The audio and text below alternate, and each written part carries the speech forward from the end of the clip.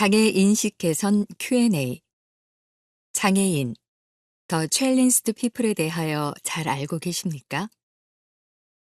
한국미랄선교단 미랄사역연구소.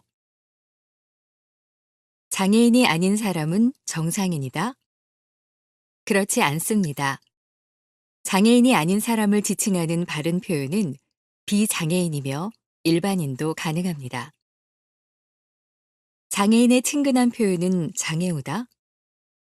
그렇지 않습니다. 장애인은 장애를 가진 사람을 의미합니다. 친근하게 대하기 위해 장애우라고 하는 건 바람직하지 않습니다. 친구는 호칭만으로 맺어지지 않습니다. 또한 이름으로 대상을 부르는 게 가장 좋습니다. 장애는 극복해야 할 요소다? 그렇지 않습니다. 장애는 그 사람이 지닌 개성이자 성향입니다. 전부가 아닌 일부입니다. 극복의 대상이나 딛고 일어서야 하는 난관이 아닙니다. 뉴스에서 장애를 앓는 아무개라고 표현하는 것은 바르지 않습니다. 장애는 질병이 아니기에 앓는다는 표현은 적합하지 않습니다. 장애를 가진 아무개로 표현하는 것이 가장 좋습니다. 장애인은 무조건 도와주고 배려해야 한다? 그렇지 않습니다. 도움이 필요한 장애인을 만났을 때 도와드릴까요? 라고 먼저 묻습니다. 스스로 할 수 있는 일이 많기에 기다리는 것이 필요합니다. 배려가 편견이 될 수 있습니다. 모든 뇌성마비 장애인은 지능이 낮다? 그렇지 않습니다. 뇌성마비는 뇌의 어느 부분에 이상이 생겨 신체 일부가 불편한 사람입니다.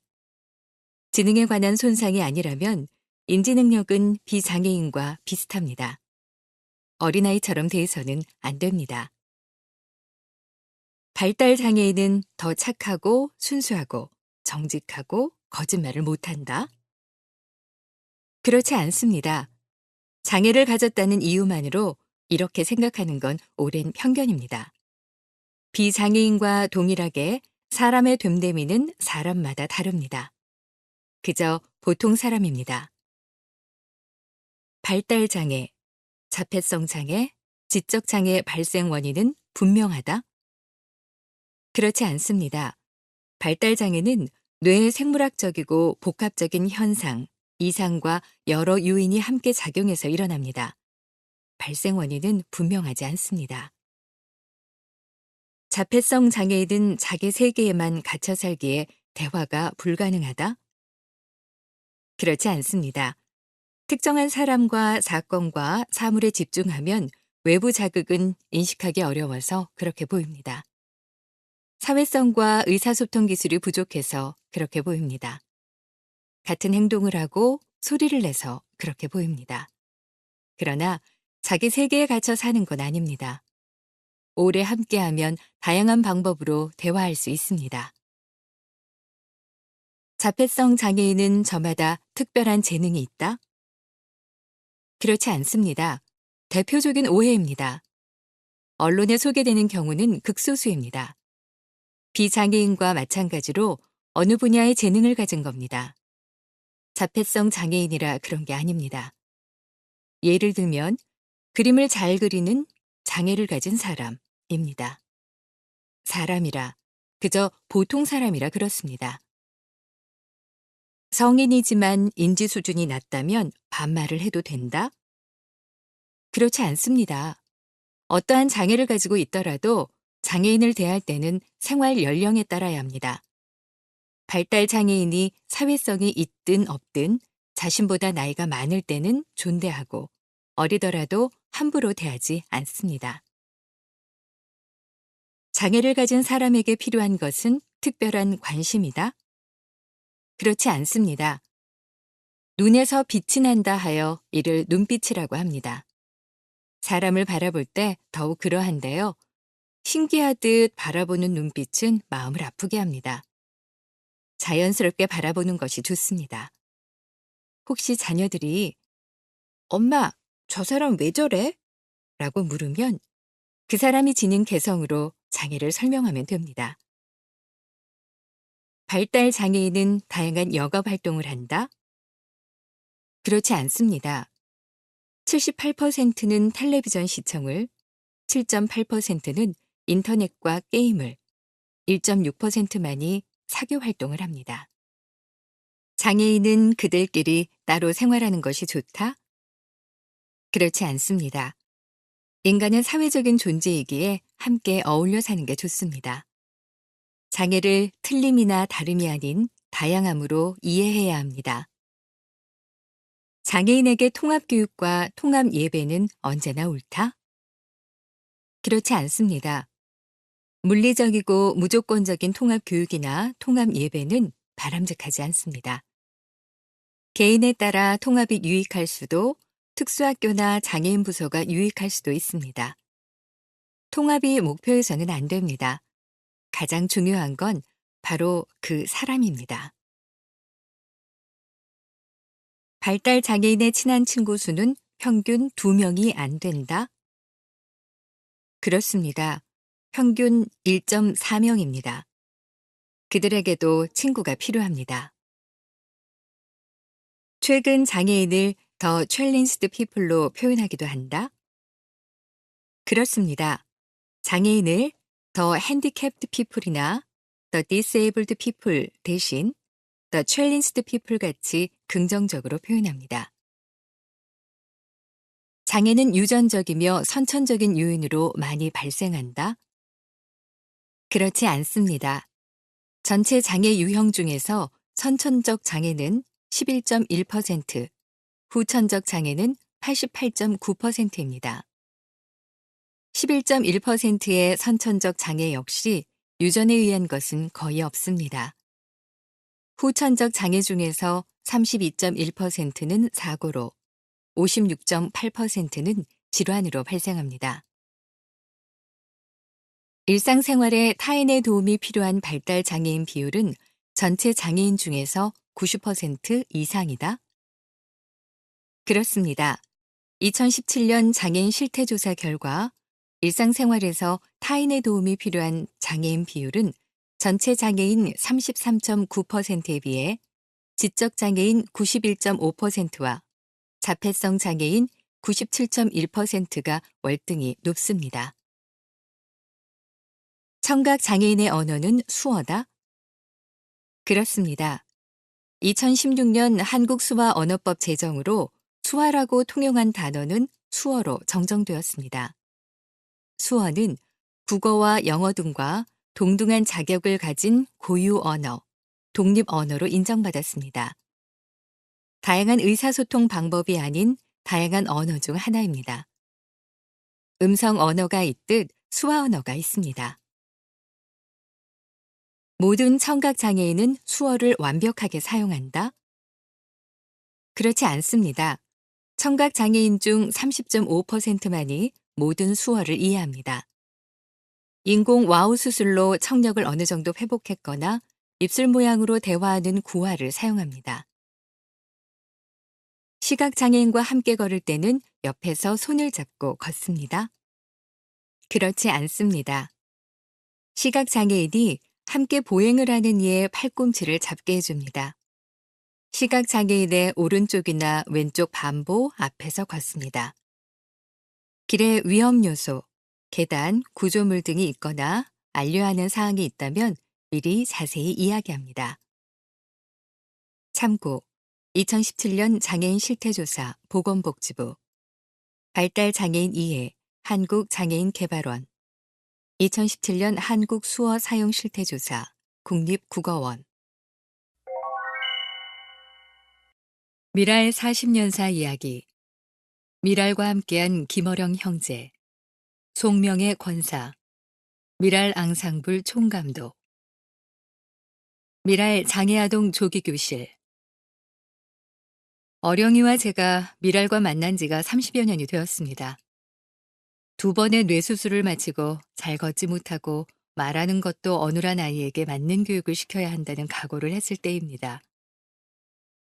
명일동에 있었던 한 장애인 복지관을 찾아 상담을 하게 되었는데 거기서 미랄 장애아동 조기 교실을 소개해 주셔서 미랄과 만나게 되었습니다. 방배동의 허름한 건물에 한국 미랄 선교단 사무실과 미랄 장애아동 조기 교실이 있었는데 교육 공간에 비해 많은 장애아동들이 교육을 받고 있었습니다. 그때 원장이 지금 호산나 대학교의 부총장이신 이동기 선생님이셨는데 어령이를 애제자라고 하시며 많이 예뻐해 주신 기억이 납니다. 개인별 수업과 단체별 수업이 진행됐고 아동들 중에 어령이가 제일 어렸습니다. 그 당시 국가에서 보조가 없었던지라 교육비 또한 만만치가 않았습니다.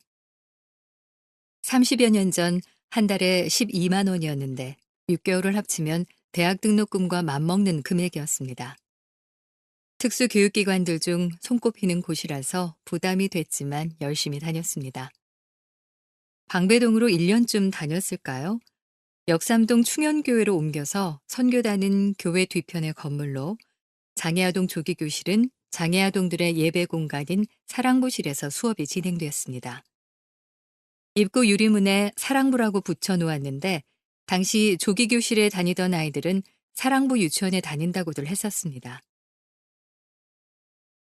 그리고 미랄 장애아동 조기교실이 충현복지관으로 발전하면서 아들의 교육이 자연스럽게 충현복지관으로 이어져서 현재도 일주일에 2번은 복지관을 이용하는 편입니다.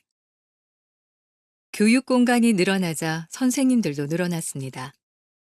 이동기 원장님과 강순구 선생님, 김효진 선생님, 박일지 선생님. 세 분 선생님과는 지금까지도 연락하며 지냅니다. 그러고 보니 세 분 다 목사님 사모님이 되셨네요. 미랄 장애아동 조기교실의 선생님들을 통해 시기적절하게 교육을 받았기에 가진 기능을 발휘할 수 있는 가능성이 많아질 수 있었다는 생각이 듭니다. 지면을 통해 당시 미랄 장애아동 조기교실의 선생님들께 감사드립니다. 미랄 앙상블. 그리고 그때에는 저도 아이의 교육에 매진해 있었을 때였습니다. 비장애 아동들이 자연스럽게 터득하는 것이 어령이에게는 넘어가기 어려운 벽같이 느껴져서 무조건 자극을 주어야겠다는 생각을 했었지요. 어령이가 첫돌이 되었을 무렵 친정어머니가 집에 오셨는데 어령이가 소리에 민감하다고 하셨습니다. 저는 아이가 뭘, 이제 뭘 돌쟁이가? 하며 넘겼습니다. 그러나 정말 어령이는 소리에 민감하고 음악을 좋아했습니다. 어머니와 언니가 유치원을 운영했을 때였는데 어머니가 어령이를 정확하게 보셨습니다. 어머니와 언니를 통해 어깨너머로 습득한 유아교육에 관한 것들이 아이의 교육에 많이 도움이 되었을 겁니다. 아기 때부터 유난하게 음악을 좋아했기에 자연스럽게 음악이 교육의 도구와 수단이 되었으며 단계별로 음악을 들을 수 있게 해주었습니다. 초등학교 1학년이 되었을 때 베토벤 심포니에 심취했습니다. 베토벤을 거의 1년 가까이 들었던 것 같은데 다양한 음악가들의 음악을 접하게 하고 싶었지만 아이의 베토벤 사랑을 어쩔 수가 없었습니다. 지나고 보니 베토벤을 통해 꼬맹이 어령이 속에 화성이 춤추고 있었습니다. 훗날 대학에 가서 화성학 과제를 어떻게 해낼 수 있을까 염려하는 교수님께 당돌하게 말씀드렸었죠. 화성학 공부는 왜 하나요? 연주를 잘하기 위해서 아닌가요? 어령이 속에는 이미 화성학이 다 정리돼 있는데 다만 교수님이 원하는 방법대로 꺼내놓지 못할 뿐이에요. 어령이가 하나님 앞에서 순전하고 행복하게 원합니다. 어령이가 대학에 갈 때만 해도 장애인이 대학에 갈 수 있을 거라는 생각을 하기 어려웠는데 요즘은 발달장애인 연주자들이 많아지고 경쟁도 심해졌습니다. 안타까운 일이지요. 음악을 하면서 본인과 그 가족까지 행복했으면 좋겠습니다. 그래서 미랄 앙상블은 매년 선교 연주를 갑니다. 장애인의 입장에서는 받는 입장이었는데 주는 입장이 되어서 베풀고 무엇보다 음악으로 봉사하는 뿌듯함을 느끼게 해줍니다. 가능한 만큼 나누고 섬기기를 원합니다. 어령이가 한 알 미랄이 되어서 미랄 앙상블이 탄생하게 되었고 나아가 미랄 앙상블 단원들이 봉사하며 행복해하는 것을 보면서 보람과 감사한 마음입니다. 장애아동 조기교실의 시작.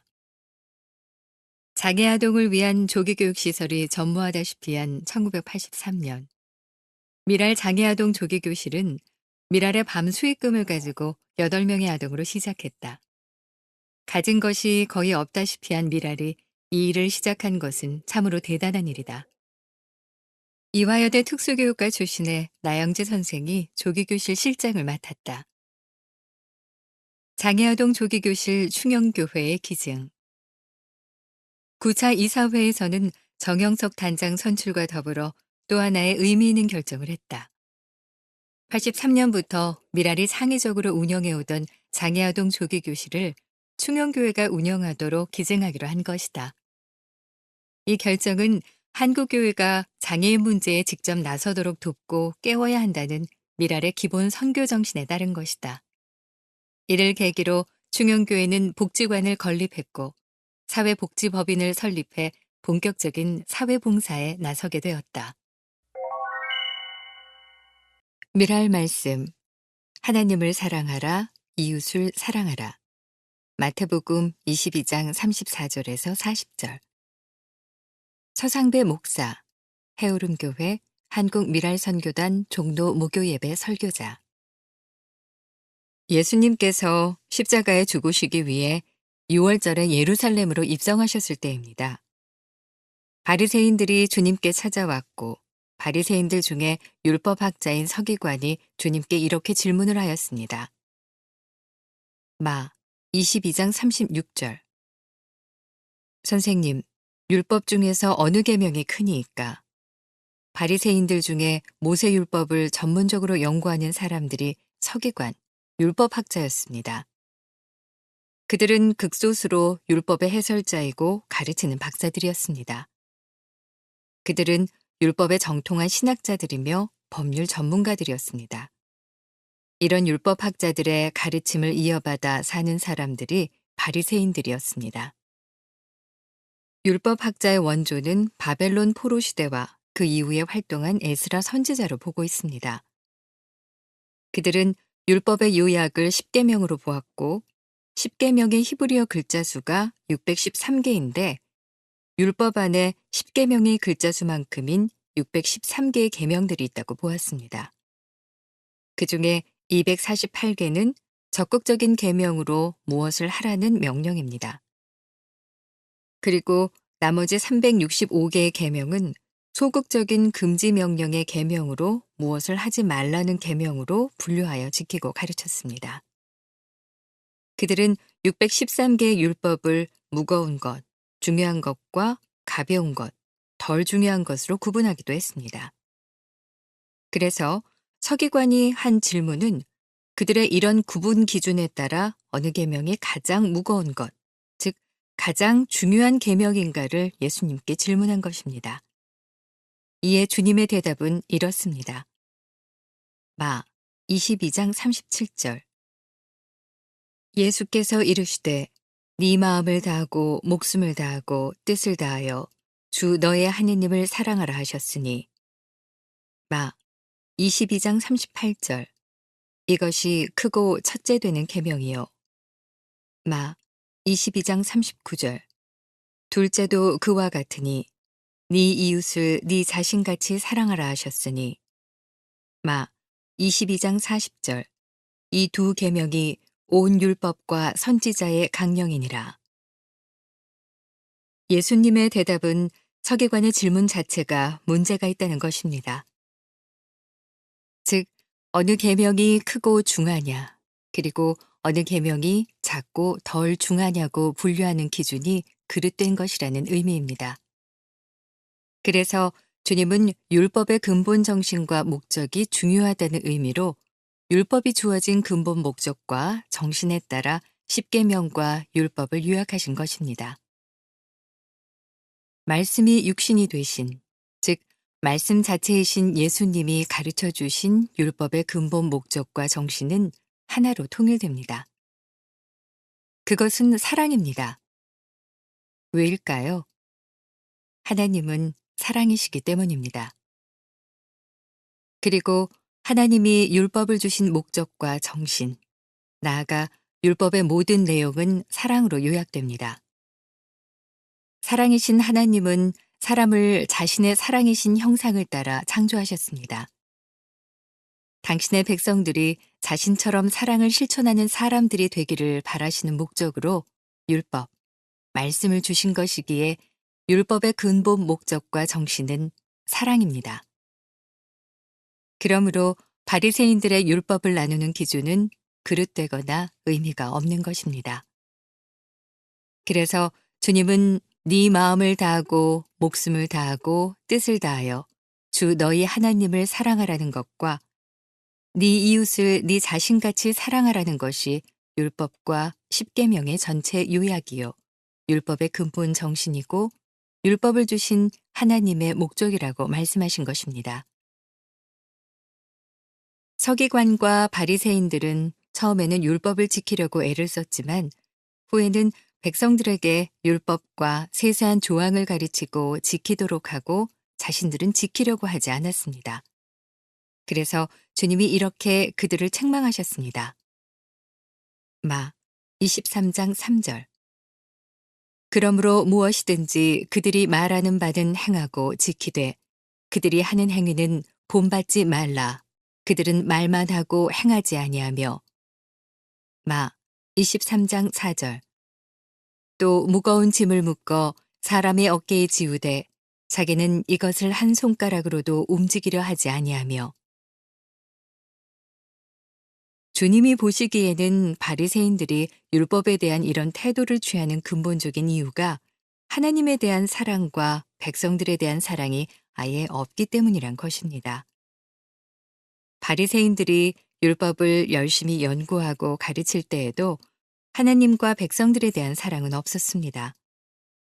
그들이 외식적이고 가식적인 행동을 하는 이유도 하나님과 사람에 대한 사랑은 없고 오직 자신을 높이고 경건하게 보이게 함으로 존경받고 대접받고 권위를 누리기 위함이라는 것입니다. 그래서 그들이 이렇게 행동을 했다는 것이 주님의 말씀입니다. 그래서 서기관은 율법에 대한 자신이 가진 가치관과 태도에 따라 그런 질문을 한 것입니다.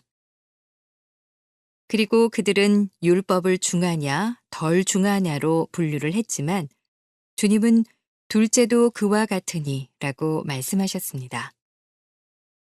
즉, 둘째도 첫째 계명과 같이 큰 계명이라는 뜻입니다. 이처럼 주님은 첫째 계명과 둘째 계명을 같은 것으로 보십니다.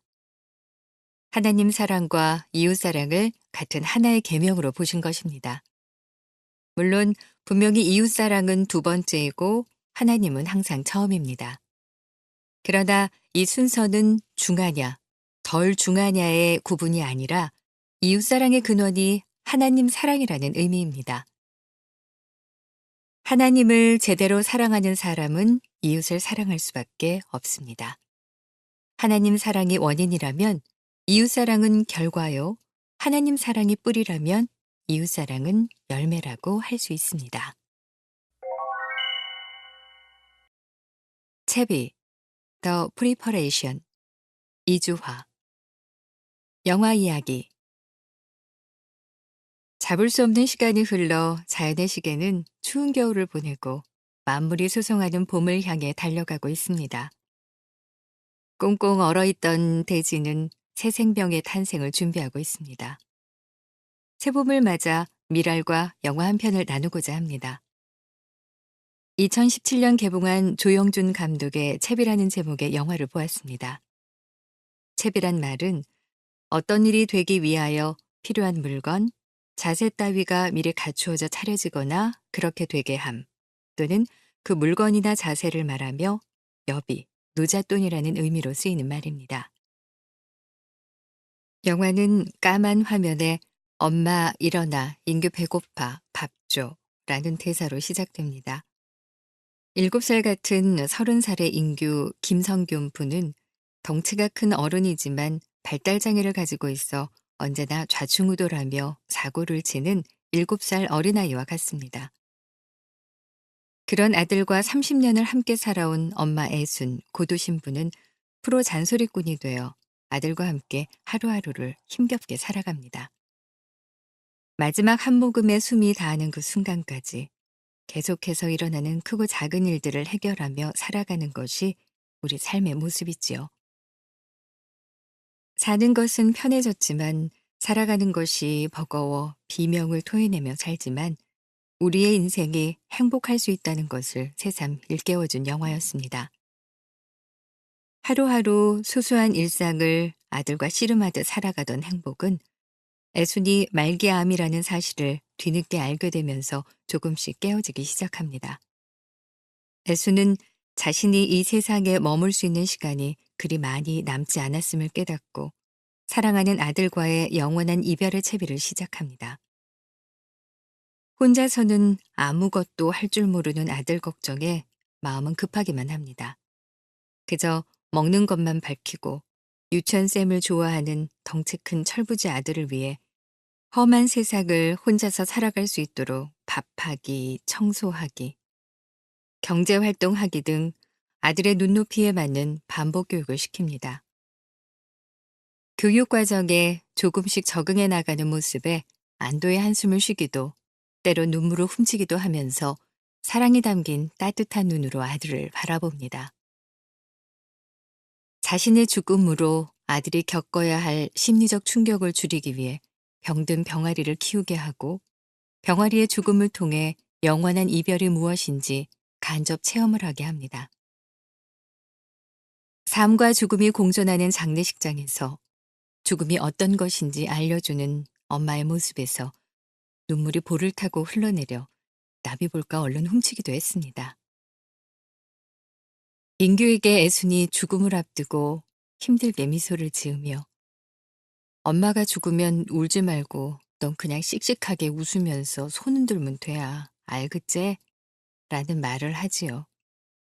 장례식 날 아들 인규가 오픈, funny but at the same time sad.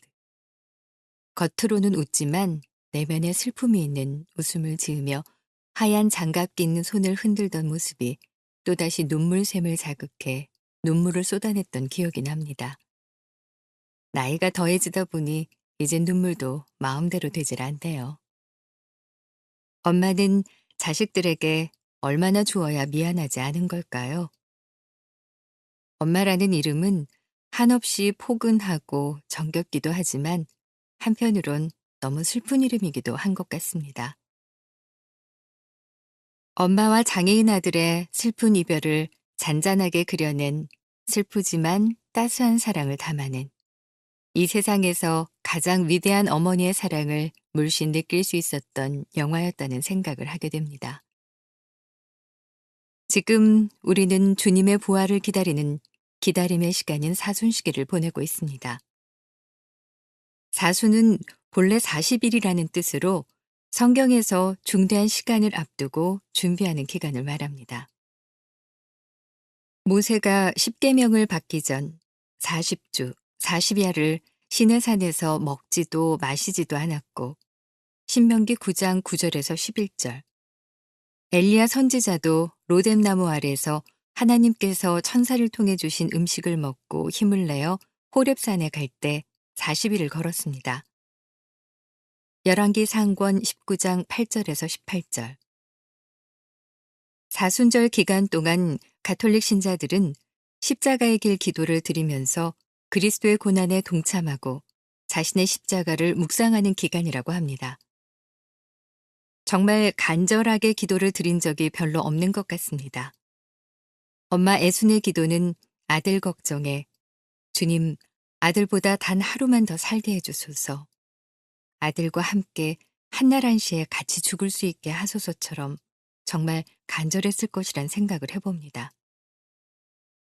영화에서 보듯 예수님의 사랑이 엄마 애순의 사랑을 닮았다는 생각이 듭니다. 이제 주님의 부활이 얼마 남지 않았습니다. 주님의 고난을 묵상하면서 참회와 용서, 회개의 시간을 가져야 하지 않을까요? 주님께서 우리의 죄를 용서해 주시기 위해 한 땀 한 땀 준비를 해오셨던 것처럼 세상을 떠나야만 하는 엄마가 험난한 세상에 혼자 남겨질 아들을 위해 하나하나를 꼼꼼하게 채비하듯 깨어 있어라 라는 말씀에 따라 깨어 있는 상태에서 주님의 부활을 맞이할 수 있는 채비를 우리 모두가 함께 해야 하지 않을까요? 우리들을 위해 십자가에 달리신 주님을 묵상하며 성 아우구스티노의 2배의 기도 찬송을 올립니다. 아멘.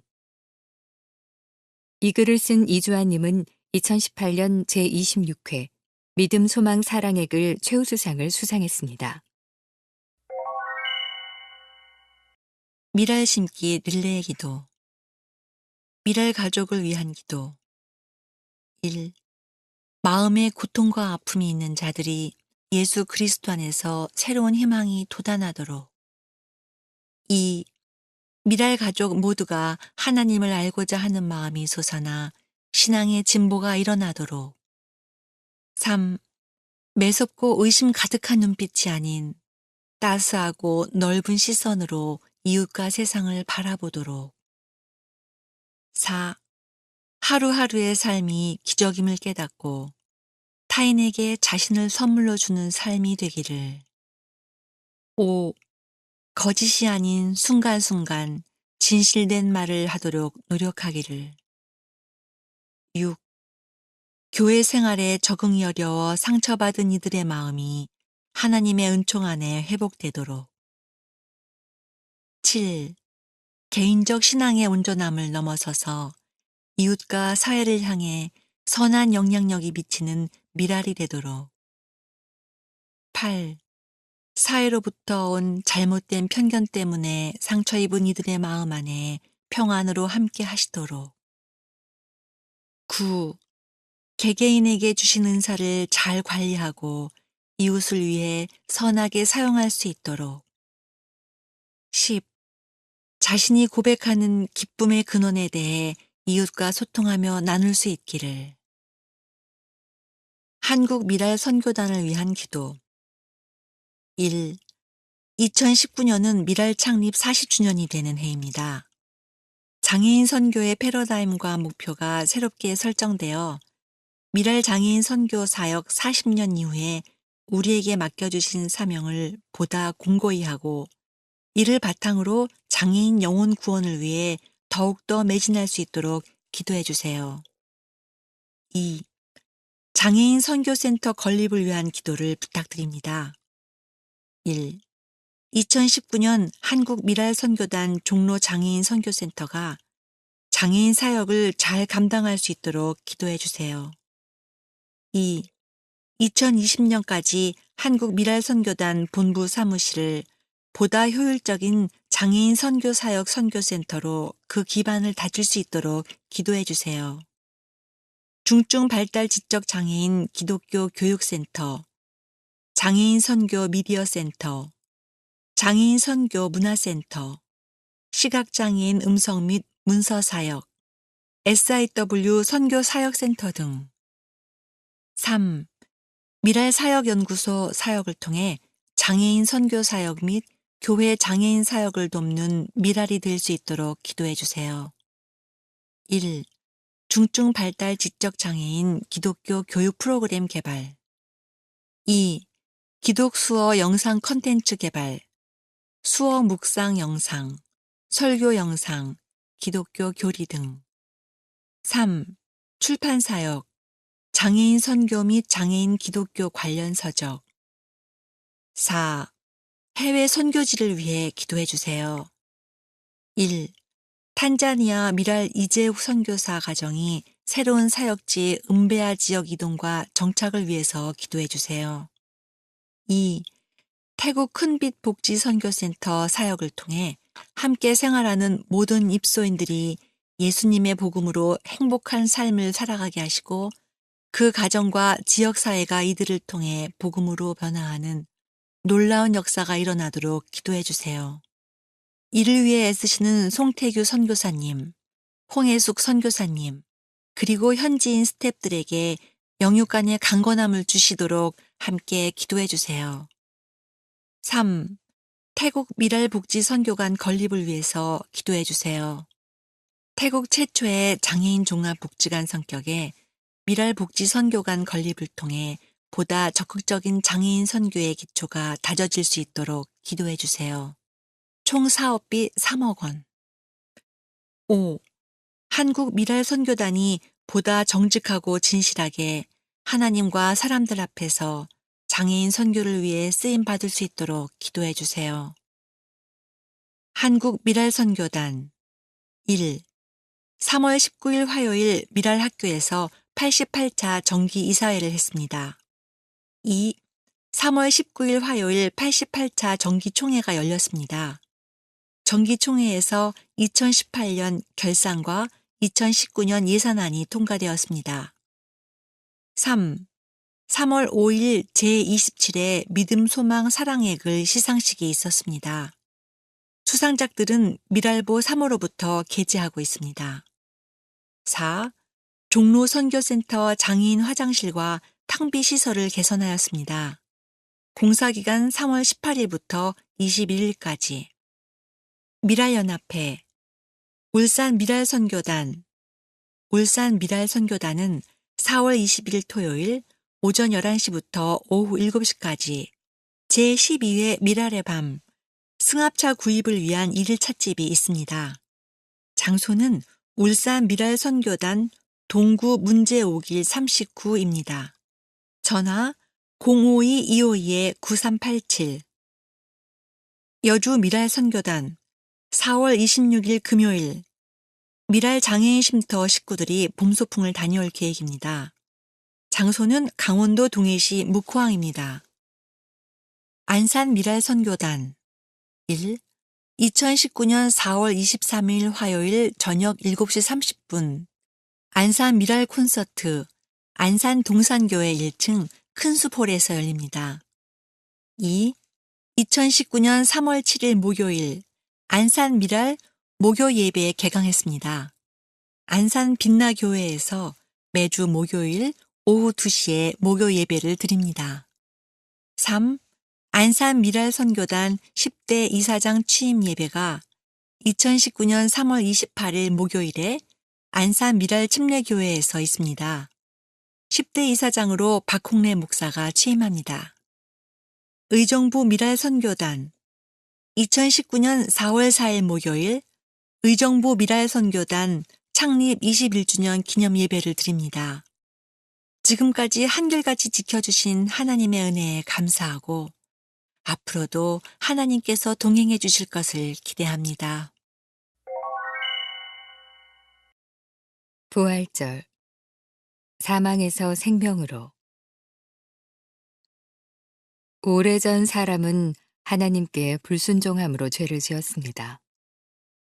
천지 만물을 창조하신 주님을 믿지 않고 내 마음의 주인으로 모시지 않은 것이 죄입니다. 사람이 죄를 짓기 전에는 하나님과 아름다운 동산을 거닐며 이야기를 나누며 풍성한 삶을 누리며 살았습니다.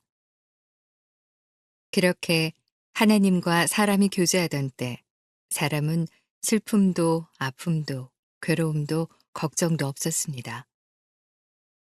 이러한 감정과 육체의 아픔은 사람이 죄를 지어 하나님과 관계가 단절된 결과로 생겼습니다. 모든 사람이 죄를 범하였음에 하나님의 영광에 이르지 못하더니 로마서 3장 23절. 하나님께서는 죄를 모른 척 하실 수 없으시므로 사람은 심판을 받게 되고 죄의 형벌로 죽을 수밖에 없습니다. 사람들은 단절된 하나님과의 관계를 회복하기 위해 착한 일을 하고 도덕적으로 정결한 삶을 살고 철학과 문화에 심취하기도 했지만 모든 노력들은 거룩하신 하나님의 공의를 만족시킬 수가 없었습니다.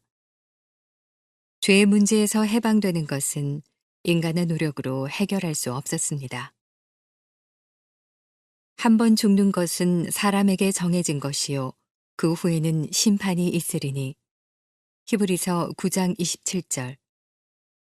어떤 길은 사람이 보기에 바르나 필경은 사망의 길이니라. 잠언 14장 12절.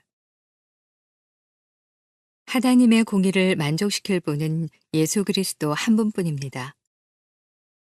그래서 하느님은 우리를 죄와 죽음에서 구원하시기 위해 죄 없으신 예수님을 사람의 모습으로 세상에 보내셨습니다. 그리고 우리가 느끼는 모든 감정과 고통을 직접 경험하시고 체휼, 처지를 이해하여 불쌍히 여기셨습니다. 이 땅에 오셔서 마음과 몸이 아픈 사람들을 치료하시고 하늘나라의 기쁜 소식을 전하셨습니다. 그러나 우리는 그를 귀하게 여기지 않았습니다. 피하고 싶으셨을 십자가의 고난도 우리를 사랑하시는 하나님의 뜻을 아셨기에 순종하셨습니다. 나의 죄 때문에 채찍에 맞으셨고 가시관에 찔리시고 조롱당하시고 내가 지고 가야 할 십자가를 지시다 쓰러지시고 내 손과 발을 대신해 당신의 손과 발이 못 박히시고 내가 찔릴 창에 찔리시어 물과 피를 다 쏟으시고 죄 많은 나 때문에 죽으신 예수님. 우리가 아직 죄인 되었을 때에 그리스도께서 우리를 위하여 죽으심으로 하나님께서 우리에 대한 자기의 사랑을 확증하셨느니라. 로마서 5장 8절. 그는 실로 우리의 질고를 지고 우리의 슬픔을 당하였거늘 우리는 생각하기를 그는 징벌을 받아 하나님께 맞으며 고난을 당한다 하였노라. 그가 찔림은 우리의 허물 때문이요 그가 상함은 우리의 죄악 때문이라. 그가 징계를 받음으로 우리는 평화를 누리고 그가 채찍에 맞음으로 우리는 나음을 받았도다. 이사야서 53장 4절에서 5절. 예수님의 죽으심으로 우리의 죄 문제는 해결됐으며 사람과 하나님 사이에 막힌 담이 무너졌습니다. 하나님은 예수님을 죽은 자 가운데 다시 살아나게 하셔서 부활의 처음 열매가 되게 하셨습니다. 죄와 사망, 예수 그리스도의 고난의 십자가, 하나님께서 예수님을 다시 살아나게 하심. 이 모든 사실을 마음으로 믿어 입으로 시인하며 예수 그리스도를 내 주인으로 모시는 사람에게는 영원한 생명을 주십니다. 예수께서 이르시되 나는 부활이요 생명이니 나를 믿는 자는 죽어도 살겠고 무릇 살아서 나를 믿는 자는 영원히 죽지 아니하리니 이것을 네가 믿느냐. 요한복음 11장 25절에서 26절. 내가 진실로 진실로 너희에게 이르노니 내 말을 듣고 또 나 보내신 이를 믿는 자는 영생을 얻었고 심판에 이르지 아니하나니 사망에서 생명으로 옮겼느니라. 요한복음 5장 24절. 한국 미랄선교단 40주년에 감사하며 태국 지부 큰빛복지 선교센터에 미랄복지 선교관을 세웁니다. 장애인과 더불어 예배하고 일하며 살아가는 마을 공동체를 일구겠습니다. 하나님 나라의 샬롬을 힘껏 전하겠습니다. 복음의 미랄을 심고 그 열매를 거두겠습니다. 태국 미랄복지 선교관 설립을 위해 기도와 동역을 부탁드립니다. 태국 미랄복지 선교관 설립 계획, 목적, 장애인 복음전도, 직업재활, 주간보호, 평생교육, 장애인 선교 네트워크. 예산, 약 3억 원, 건축과 설비, 2019년 착공, 약 150평. 구조, 1층 예배당, 직업재활실, 미랄스토어, 2층 주간보호실, 평생교육실, 사무실.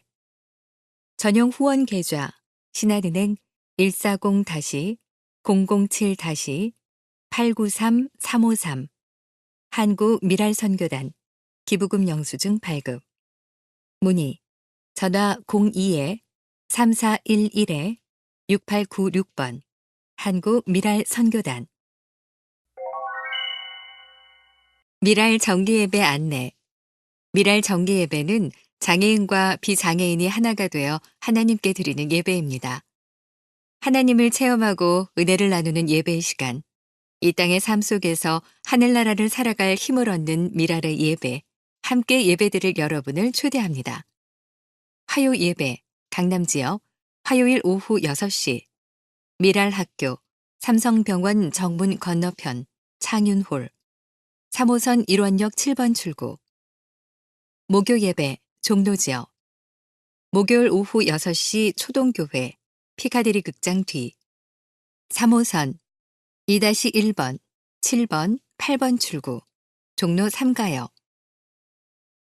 매월 첫째 주 목요일 찬양 예배, 금요 예배, 강서 지역, 금요일 오후 2시, 목동 지구촌 교회, 2호선, 양천구청역 2번 출구, 토요 예배, 마포 지역, 은광교회, 5호선, 마포역 1번 출구, 한국 미랄 선교단 02-3411-6896. 지금까지 소식지 녹음의 책 읽는 사람들이었습니다. 감사합니다.